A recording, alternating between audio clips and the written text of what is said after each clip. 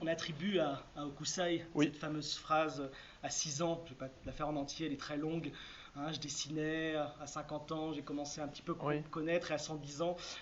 je commençais à faire des choses bien. Lui qui a oui. commencé à 13 ans à animer, est-ce qu'aujourd'hui il sent une évolution dans sa manière d'animer et うん、si oui, en quoi? d'accord。北斎の発はい言とされているはい葛飾北斎の、有名な、発言がありますけど、6歳でこうはい初めてこう、ね、はい絵を始めて50代になってこうはい少しこう、まあ、信じみたいなで110歳になればこう少し何か分かってくるのかなというようなそういう類のその発言がありましたけれども、アニメーションを13歳でこう作り始めた矢野さんの場合は今から見てその要するに自分の作るアニメーション自分の作るものに変化を感じられているんでしょうか。もしそういったその昔と今とでこう変化があったというその風に感じているならばどのような変化があったんでしょうか。そうですね。その北斎の言葉は、はい、ここ何年間かなぜか僕も時折思い出すんです、はい、たまに引用したくなるんです、はい、なんでかなと思うんですけどだから今その言葉がいきなり出てきてびっくりしたんですけどまあ、要するに芸術の追求はその年で別に衰えるものではなくて、年ごとにこう何か深まっていくものがあるというふうにも捉えられる発言で、まあ、多分自分もそうありたいなと思うからそれの言葉がふっとこう出てくるのかなという気がします、だからまあ自分としては希望として、13歳の頃から常に深いところに少しずつ行けているんじゃないかなと、まあ、そうしたいと思っているし少しずつ変化しているというふうには思っています、まあ、その変化というのは、まあ、そういう年齢を重ねるごとの、まあ、成長とか、人生やものづくりに対する洞察みたいなところが、まあ、深まっていればいいなというふうに思うんですけど、なかなか自分で具体的に本当にそれがどんな変化なのかっていうのは難しい、分析は難しいですけど、はい。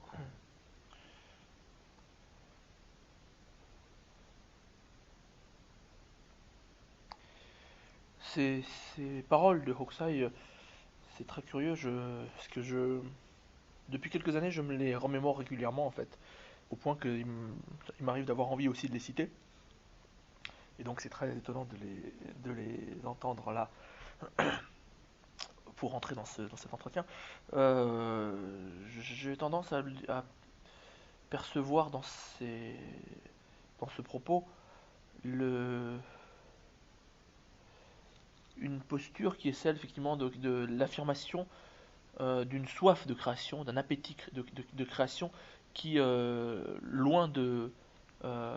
retomber avec l'âge, eh bien, s'inscrit dans la poursuite d'une aspiration qui peut durer toute la vie. Et donc ça, c'est quelque chose, évidemment, que moi-même, pour mon propre travail, c'est une aspiration que je peux partager, très clairement. Et l'espoir qui est le mien, si je me rejette un regard en arrière, donc de manière rétrospective, c'est depuis donc l'âge de mes 13 ans et ces premiers pas dans la création animée, l'espoir et l'envie et le fait de me dire que peut-être j'ai réussi donc dans une certaine mesure effectivement à creuser quelque chose, à aller un petit peu plus en profondeur par rapport effectivement à ce qui m'animait au départ. C'est quelque chose qui est lié bien sûr avec tout simplement à la progression des années, hein, avec l'âge, l'expérience qui est la mienne, l'expérience de la vie, les différents événements qui se sont produits dans ma vie, mais également une question de capacité d'observation et de réflexion par rapport effectivement à ce qu'est l'acte de la création. Donc tous ces éléments-là font partie effectivement d'une évolution, je dirais, d'une forme de, de progression. Et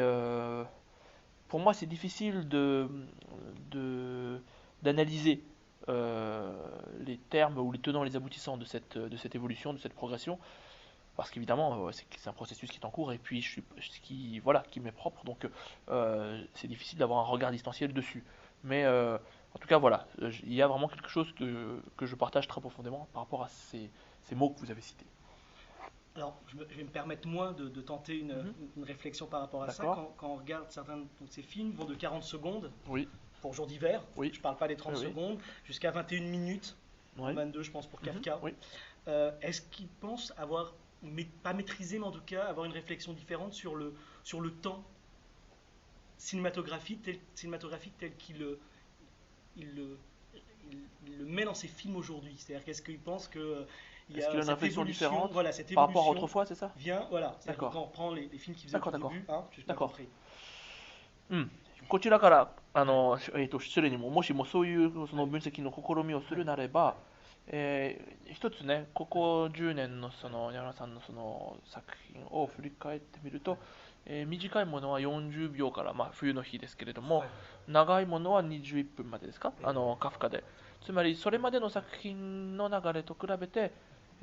時間そのものという、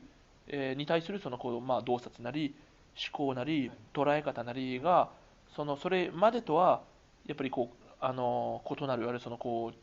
違う方向に時間とそのアニメーションの中の表現の仕方、儀式の仕方に関してはそこら辺でこう何かこう変わったということはあるんでしょうか？そうですね。まあそれは多分頭山以降ですね、その10年の間というのはやっとこう、まあ、ある種自由に自分の作りたい短編が作れてた時期だと思うんですね、今。で、まあ、それ以前っていうのはテレビっていうフォーマットがあったりするので、そうするとまあ当然5分だったり爆死だったり1分だったりっていう時間的なまあ制約がもともとあったわけですね。それはやはりオーダーされた、依頼されたフィルムの場合はどうしようもなかったんですね。より、まあ、今はこう自由な環境の中で作れているというところはその時間的な枠のまずところではまあ前提としてあるわけですね。はい。その自由はね。Oui, écoutez, ce que je peux vous dire là-dessus, c'est que ce que vous pointez, c'est quelque chose qui vient donc après le Mon Chef. Et je pense que cette décennie, si on considère cette époque-là comme telle, depuis donc la réalisation du Mon Chef, je pense que j'ai pu accéder à un contexte de travail où je dispose d'une plus grande liberté en fait sur les films auxquels je travaille, en termes temporels également. C'est-à-dire que jusqu'alors, la plupart de mes travaux étaient conditionnés par le cadre de la télévision, c'est-à-dire des films de 5 minutes ou des films d'1 minute, Caro et Piobupt, pardon, les drôles d'oiseaux, donc des films de 5 minutes, des films d'1 minute pour Pakushi, donc la contrainte de longueur d'ordre temporel faisait partie des données de départ, évidemment, donc des contraintes de base. Et face à des travaux de commande, lorsque vous êtes dans cette situation-là, vous n'avez aucune marge de manœuvre, évidemment, vous êtes obligé de faire avec ces données-là. Aujourd'hui, c'est beaucoup moins le cas, et donc effectivement, dès que je ne suis pas dans un contexte où la donnée temporelle fait partie des contraintes de base, eh bien voilà, je peux ouvrir le champ effectivement sur ces différentes envergures. Est-ce qu'il considère qu'il gère mieux le temps sur des petites durées maintenant qu'il y a quelques années, par exemple quand il travaille pour la télé aujourd'hui, qui fait des choses d'1 minute, 2 minutes, quand je dis mieux, différemment. Par exemple dans les micro-stories, en effet, on a l'impression d'avoir vraiment une toute petite histoire en 2 minutes. J'ai l'impression qu'il arrive à compresser le temps de manière différente. D'accord. 昔と比べてこれも時間のまさにこう凝縮っていうのかな、昔とはやっぱり異なるような印象はご自身でもあるのかどうかということ。例えばマイクロストーリーズ見ますと2分という非常に短い、そういう短い中でより多くのものをなんていうかな、こう非常に巧みにこう凝縮される、映像に見えたわけですけれども、こうそういった非常に短いフォーマットの預かり方ということですね。非常に短い尺の中のあるいはそういう尺の作り方に関しては今と昔とでこう異なるようなその感覚はありますでしょうか？すごく容易にできている感じはしてるんですね。特にマイクロストーリーを作るときは容易に簡単にですね。簡単にってことですね。苦労しない。はいはい。例えば、ちょうど同じような1分のパクチーを作ってた時は、結構苦労してたんですね。その1分っていう時間の中でどう扱えばその構成が出来上がるのかっていうとなのでその時間の構成っていう部分ではすごくこう考えたり試行錯誤しないと自分でもつかめなかったりした部分があるんですけど、はい。そのマイクロストーリーをやってた時は僕はマイブリッジを作った後だからだと思ってたんです、自分としては。はい。時間自身を扱うフィルムで構成もすごく難しかったですし、それに比べればもうなんか2分のものを考えるのはなんかもう考えるってほどもなくもう考えずにできてたんですよ、ね、さらさらっと。はいはい。まあでもそれある人に話したらそれ年齢的なものもあるんじゃないかっていう話もされました。年齢的に、まあ、もちろん経験値がだんだん備わってきて、なるほどね、50代ぐらいになると、はい、そういうふうにこう全てのことがこう手に取るようにこうできるようになってくるような境地になるらしいというのを聞いて、でもそれなのかどうかわかんないですけど、ただまあマイブリッジに比べればこれは優しいぞっていうのはあったんですけど。なるほどね。Alors, ce que je peux vous dire, c'est que j'ai la sensation effectivement d'une forme de facilité très importante aujourd'hui en termes comparatifs. Si je me remémore le travail qui était celui donc de Pakoshi, donc ces 18 épisodes d'une minute chacun à l'époque, il y avait vraiment un travail qui était pour moi lourd, qui était très, très complexe et très difficile. Il fallait vraiment entrer dans une réflexion, dans des tentatives, des essais, des échecs, des choses comme ça, pour parvenir à donner forme, à structurer un temps aussi court. Par comparaison, donc les micro stories, c'est 12 histoires de 2 minutes, m'ont laissé vraiment sur le sentiment d'une forme de facilité, de fluidité dans le travail de la construction, effectivement, de la conception de cette temporalité-là. Et je me disais à l'époque que c'était sans doute parce que ce travail-là venait après les cordes de Muybridge. C'est-à-dire que Muybridge, pour moi, était un travail effectivement sur la texture même du temps, et en même temps un travail très emmêlé, très imbriqué, avec une intrication très particulière, effectivement, de différents motifs et de différentes temporalités. Et donc, comparé à ce travail-là, qui a été vraiment un travail un petit peu laborieux, effectivement, pour construire cette forme, là, sur les macrostudies, j'avais quasiment pas besoin, effectivement, d'y réfléchir pour que les choses prennent place. Et donc, il y avait cette forme de facilité comparative, je dirais. J'en ai parlé un petit peu autour de moi. Certaines personnes m'ont dit que c'est peut-être lié effectivement simplement à des questions d'âge. Alors je ne sais pas si c'est le cas en termes d'expérience effectivement de la vie. Apparemment, lorsqu'on atteint la cinquantaine, ou on entre dans la cinquantaine, on atteint un niveau de perception où tout nous apparaît beaucoup plus limpide, peut-être plus dans sa vérité la plus directe. Je ne sais pas si c'est le cas, on verra. Mais en tout cas, comparé au travail qui a été celui sur MyBridge, j'ai vraiment ce sentiment d'une très grande facilité d'image et d'un flux temporel coulant d'eux-mêmes, quasiment. もう一言だけその時に北斎の今言葉をまた思い出したんですけど、まあ100歳だったら90歳だったらもう描いた線がもう自然に動き出して生きているみたいな、確かことがあったと思うんですけど、だからそれで多分思い出してたんだと思う。マイクロストーリーを書いてた時に、だからもうあまりこう考えなくても全体の構成とか流れがもうつ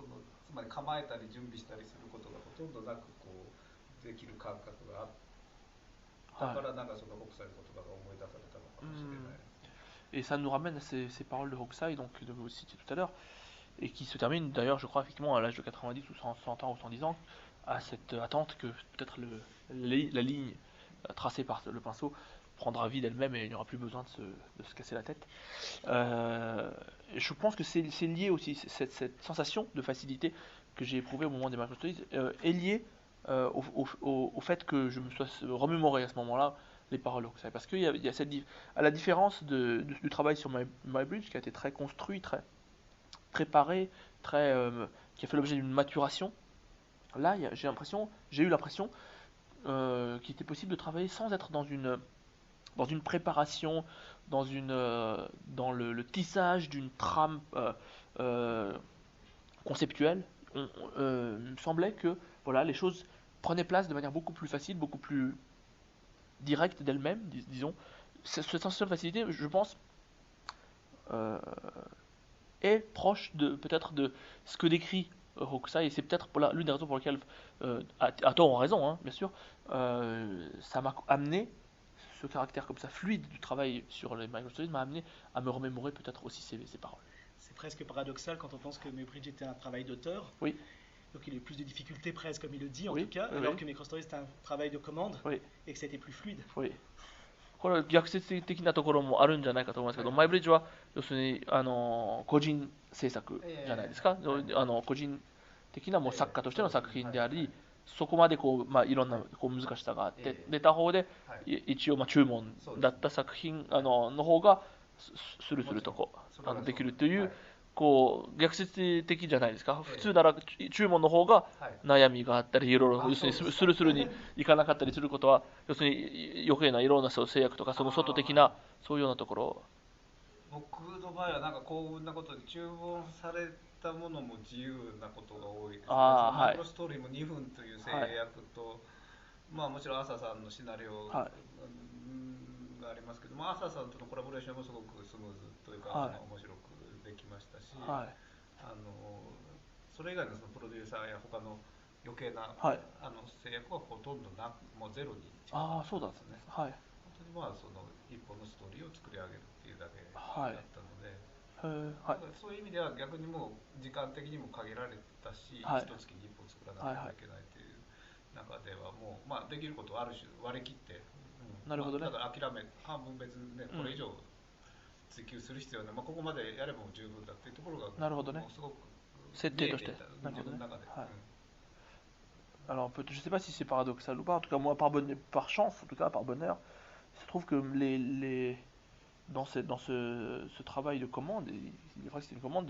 j'ai pu bénéficier d'une liberté quasi totale en réalité. C'est-à-dire que, en dehors du fait qu'il s'agissait d'histoire de 2 minutes, basée sur le scénario d'Arthur Bernard, avec qui j'ai pu travailler de manière extrêmement, là aussi, fluide et très, très positive. On avait très peu de choses en dehors de ça, de contraintes venant d'applications ou de retours venant des producteurs. C'était proche de zéro. On avait une histoire à faire par mois. Et donc, d'une certaine manière, ce contexte-là, de 2 minutes,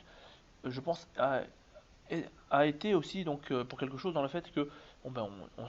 on avait un objectif à se fixer par rapport à ça. On se disait, on a un mois pour le faire, on n'avait pas à se creuser la tête, à se casser la tête au-delà. Ce qui comptait, c'était de parvenir à faire tenir une histoire, à la faire exister. Et on y parvenait parce qu'on savait qu'on était inscrit dans ce qui était possible de faire, nous apparaissait quasiment de soi-même finalement, par rapport à ces données de base. Et donc voilà, c'est aussi l'un des aspects de cette facilité, peut-être de cette fluidité que j'ai ressenti. Merci. L'animation se confronte de plus en plus au réel. Oui. Et notamment se confronte, oui, tout à fait, de plus en plus au réel, et notamment à la politique. Oui. On va le voir donc demain avec une rencontre avec des resteurs syriens. Oui. On va voir ce soir, pour beaucoup d'entre nous, peut-être pas pour vous deux évidemment, mais l'avant-première de Miyazaki où beaucoup de gens disent qu'il n'est pas suffisamment politique. Et il a fait donc un clip pour Greenpeace. Oui. Est-ce que pour lui l'animation a justement volonté, possibilité d'être politique et de pouvoir faire avancer des choses dans le monde, comme là par exemple la chasse à la baleine, ce genre de choses. アニメーションはもうますます近年はますますそのやっぱり現実というものにこうぶつかり合ってきているというか、あるいはその直面してきているというふうに言えるかと思いますけども、それは政治性も含めて、政治的な側面も含めて、山田さんもグリーンピースの作品も作ってるんじゃないですか。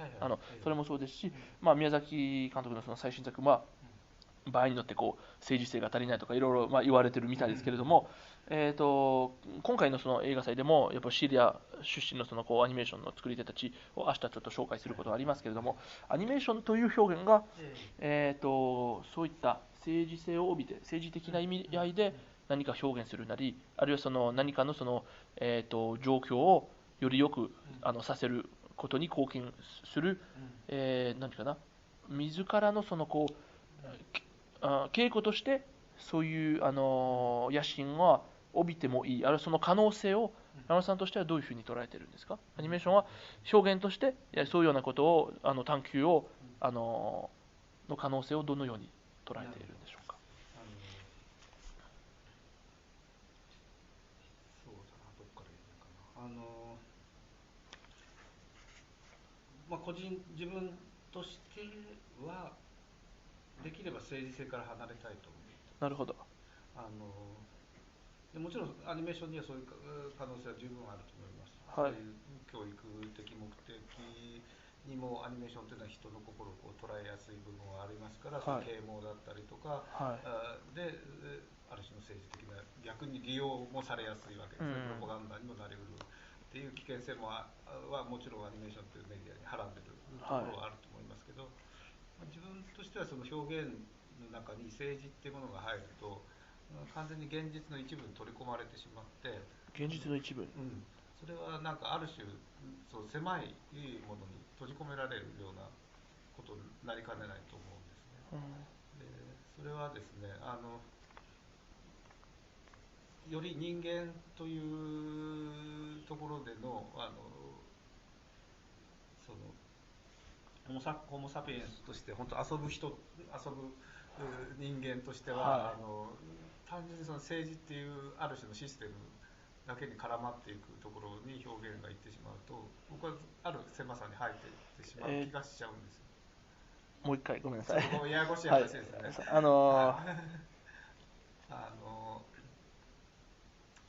え話でいきますと、社会性っていうのは、あれにもあるんですね。社会的行動。でもそうじゃないことの広がる表現とかっていうのは人間が持ってるもので、アニメーションっていうのはそういう、ある種の余暇みたいな部分のところで、何か表現の追求を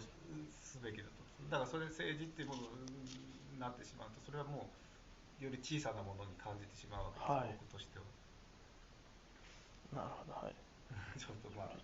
まく言えてないかもしれない。いやすみません、ちょっと、だから人間独自の営みとしてそういう遊びのようなものとか、そういう芸術全般っていうのはそう。だから芸術っていうのは最終的には何か社会を動かしたりとかする力ないかもしれない。本当にそれは無力かもしれないんだけど、別にそれを無力だとは思わないわけですね。そこがではないところから外れてるからこそ意味があるっていう、人間の文化っていうものにとって意味があるっていう広い捉え方をしたいなと思うんですよね。そういう意味で言うと、そのポリティックなものっていうものだけに偏っていくのは、自分としては興味がない。表現って大きい枠を考えて、ちょっとね、日本語で聞いてまたその後から訳も直します。Je corrigerai aussi. Tu m'enverras le fichier sonore et je pourrai revoir la traduction. Mais c'est compliqué. Alors par où commencer? Je vous dirais à titre personnel, moi, mon souhait en tant que créateur, c'est de m'éloigner autant que possible de ces considérations d'ordre politique. Je suis parfaitement conscient que les possibilités existent bien sûr pour ce registre d'animation d'exprimer quelque chose de cette nature-là, d'être dans une optique qui soit aussi éducative ou dans l'idée de promouvoir un certain nombre de choses. Et donc, en ce sens, d'endosser un usage politique avec également bien sûr pour corollaire le fait que c'est une forme du coup qui est dans cette même mesure même propice aussi, en tout cas sujette à un danger qui est celui de la récupération, finalement de l'instrumentalisation. Ça c'est quelque chose qui moi il me semble que lorsque cette dimension là d'ordre politique se fait jour et prend forme à l'intérieur donc de l'expression qui est animée, ça a pour conséquence très rapidement de nous ramener à une échelle qui est une échelle très réduite, très fermée sur elle-même, et qui en fait consiste à coincer le film d'animation, coincer l'expression animée en tant qu'une part, un volet, un aspect, une facette de la réalité. Et uniquement ça. C'est-à-dire qu'on emprisonne l'animation, on la rend captive effectivement d'un aspect de la réalité. Et donc c'est quelque chose qui moi m'apparaît très étroit et de manière très large évidemment. Si on parle d'Homo sapiens, donc de cet homme qui se tient debout et qui est capable d'activité autre qu'effectivement la productive, capable d'une forme de liberté, eh bien moi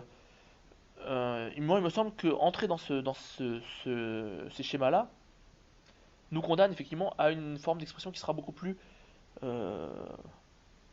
repliée sur elle-même. C'est-à-dire beaucoup plus restreinte, beaucoup plus petite, par rapport à ce que la création nous permet d'envisager de manière beaucoup plus large. Pour parler de manière allusive, cette dimension par exemple sociale ou sociétale, elle existe chez les fourmis par exemple. Les fourmis ont un comportement social les unes par rapport aux autres. Et ce qui caractérise l'homme, me semble-t-il, c'est précisément le fait, la possibilité d'avoir autre chose qu'un comportement social. C'est-à-dire d'utiliser des marges d'expression, d'investir des territoires qui ne sont pas conditionnés par cette socialité. Qui sont, et moi, il me semble que c'est là qu'il faut creuser, c'est là qu'il faut chercher, c'est là qu'il faut tenter d'avancer des choses qui, par contre-coup, peut-être en tout cas de manière indirecte, nous éclaireront sur une forme d'existence, de conception, un univers qui est précisément, je pense, l'univers humain par excellence. Parce qu'il le caractérise, justement, par cette dimension libre, libérée de. Alors après, est-ce que l'art peut faire évoluer la société? Est-ce que l'art est incapable de faire bouger quoi que ce soit? Moi, je crois que c'est une manière, là aussi une manière, le petit bout de la lorgnette pour appréhender la question. C'est-à-dire que l'art n'a pas à faire évoluer la société. Là, je ne pense pas que l'art soit impuissant à faire bouger les lignes, mais je pense qu'il faut le considérer dans une dimension plus large, qui est que, effectivement, c'est précisément parce qu'on n'a pas à se poser cette question-là, on n'a pas à s'inscrire dans cette ligne-là exclusive, de savoir du rôle social ou politique de l'art,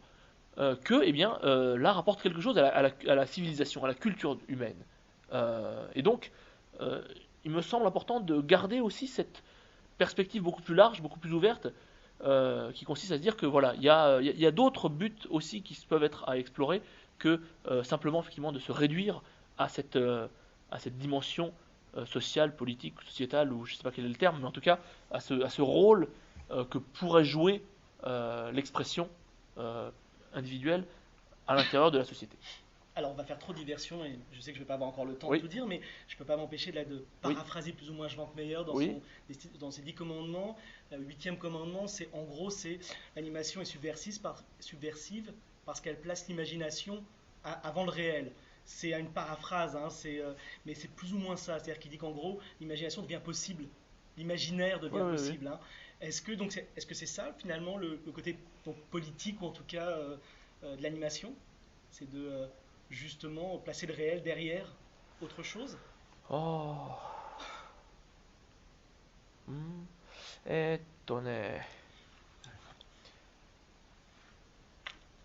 va être un peu compliqué ça. ちょっとややこしいというか難しい、さらに理屈っぽくなりますけど、シュワンクマイヤルが書いたそのアニメーションにおける10回というのがあるんだよね。その8本目は、アニメーションという表現が反逆的なのは、現実よりも先に想像を、置くからです。というようなちょっとあれですね、もちろん、正確ではないですけど、要するにそこから想像というものが、創造性が、イマジネーションが、それによって可能になってくるというような意味合いですけれども、それがもしや、それ自体がアニメーションそのものの政治性じゃないかというふうなことは言えるんじゃないか。つまり現実より想像を重視する、想像を大事にするということが、それこそが政治性じゃないでしょうかというような気がしてくるわけですけれども、なんとも言えない。もちろんその想像というものがますますやっぱりこう窮屈でなかなかその空間のないような環境としての、社会の中でなおさらというのが。それはちょっと捉え方だと思うんですけど、当然ある種の創造的なものっていうものが現実に先行して、現実に影響を与えるっていうことは、どんなアニメーションに限らず表現においてはね、起こり得ることですよね。それはそれを政治性といえば政治性なのかもしれないんだけど、ただ政治的な意図があってそれをしているかどうかっていうのはまた違う話であるし、そうですね。だからもちろん現実より先走るって言ってたら面白い。その点では同意はもちろんします。C'est une question d'approche, je pense, vraiment d'interprétation quasiment. Je pense qu'on peut dire, indépendamment et au-delà du cinéma d'animation, dans toute forme d'expression artistique, je dirais, que il existe une ou des formes d'imagination ou oui, de projection imaginative qui précède la réalité. À partir du moment où on est dans le domaine de l'expression personnelle, on a accès, il devient possible effectivement d'anticiper la réalité, de précéder la réalité et d'influer sur la réalité de ce fait même. Donc ça c'est possible, pas seulement en animation, il me semble, mais la question qui se pose du coup, la différence c'est, est-ce qu'on considère ou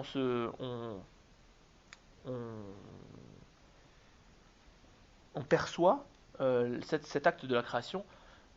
avec d'emblée comme préalable une intention politique de cet ordre-là ou pas? Est-ce que c'est une conséquence ou est-ce que c'est une posture qui conditionne d'emblée effectivement l'acte même? Et donc là, il y a un certain nombre de différences. Sur le fond de ce constat, je pense qu'on peut être d'accord avec ça. On peut dire effectivement que cette capacité à placer l'imagination avant la réalité et de lui accorder une importance primordiale, oui, dans ce qu'elle rend possible, effectivement, on peut le considérer comme une forme effectivement, de dimension politique. C'est tout à fait possible. Maintenant, voilà, il y a ces nuances qui existent, je pense. Dernière. C'est dur. 最後に。最後。Ok, une très longue. Allez.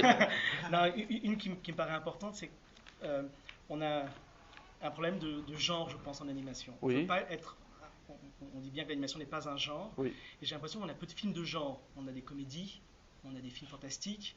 On a du mal à situer les genres en animation. On a peu de genres, d'accord, voilà. en animation. On a peu de mal à se dire. Par exemple, voilà, est-ce que M. Yamamura peut dire Kafka, c'est tel genre? Ou oui, d'accord. Atamayama. Est-ce Voilà. que c'est important, ou est-ce que, comme Tarkovsky le dit, je ne crois pas que le cinéma comporte des genres? C'est-à-dire qu'est-ce que finalement, il faut dépasser cette notion de genre, et peut-être que pour la dépasser, il faut justement s'ancrer dedans, à un moment donné. Pour la dépasser, il faut s'ancrer dedans. Est-ce qu'il faut déjà passer par l'idée de dire mon film est avant tout une comédie, oui. un drame psychologique, etc. Oui. Donc s'ancrer ça pour ensuite pouvoir sortir complètement enfin de cette histoire de genre et puis passer sur. D'accord. Est-ce que c'est un passage obligé? Est-ce qu'on est obligé de passer par là? Et est-ce que lui voit ses films comme ça, ou est-ce qu'on est purement dans un genre qui serait l'animation? Et dans ce cas-là, ça brouille un peu les pistes.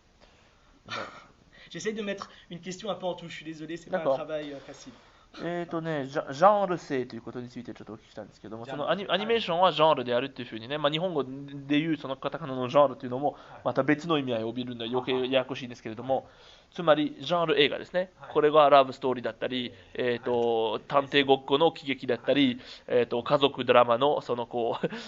かそういういろいろ要するにそのラベルとしてね、レッテルとして貼られるわけですけれども、そのアニメーションはジャンルではない。アニメーション自体が一つのジャンルとして捉えられがちですけれども、これはアニメーションだとかね。でもジャンルじゃないという人も主張はあるわけで、ただそうしたらアニメーションの作品の中に存在してもいいはずのその様々なジャンルはなかなか存在してないみたいですけれども、例えばアニメーションにおけるブラックコメディだとか、アニメーションなかなか特定しにくいですよね。山田さん自身は自分の作品が例えばこの作品はこういうジャンルに属するというような何でしょう、分類の仕方があるのかどうか、もしくはタルコフスキーの言葉を借りれば、映画というものにはそのジャンルという分け方を映画は含まない気がしますという発言をしているんですけれども、つまりそのジャンル性、アニメーション映画におけるこういうような問題、アニメーション自体はジャンルとして、片付けられる、もしくはそのそれ問題を超えるために一旦やっぱりそのジャンルの分類を通過しなければならないのだろうかという、それをクリアするためにどのようなお考えでしょうか、こういうような問題は。自作は例えば自分の作品をジャンル分けはしたことはないですね。で一応アニメーションであるとすれば子供向けとか大人向けっていうような分け方、そのジャンル分けは形の上でしますけど、自分の中ではさほど実はそれも差をつけてはいないですね。で映画のジャンルの問題って多分すごい複雑ですよね。僕も多少は知ってますけど、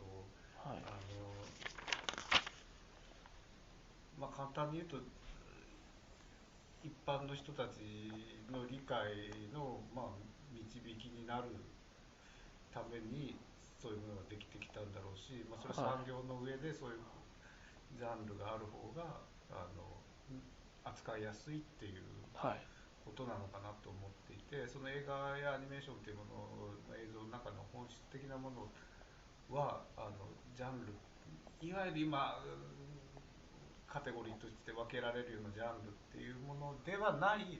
僕は別のある種の違いっていうものは存在してるかなっていう気がします。別の違いが存在してるんですね。それは最近すごくちょっと思ってて、同じアニメーションをやってると思えない人たちがいっぱいいるわけです。同じアニメーションなんだけど、全く違うんだこの人たちとやろうとしてることや扱おうとしてることは。それはだから文章を例えると分かりやすいんですけど、同じその文字で書かれたものであっても、科学の専門書もあれば、児童文学もあれば、詩もあれば、エッセイもあれば、個人の日記もあれば、2チャンネルの書き込みもあれば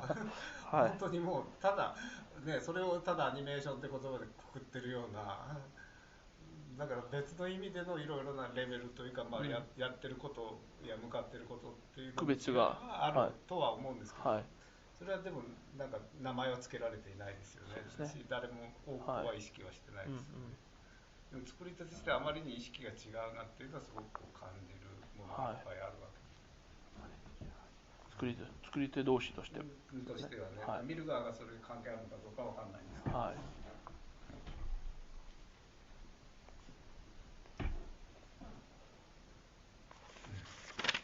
Alors,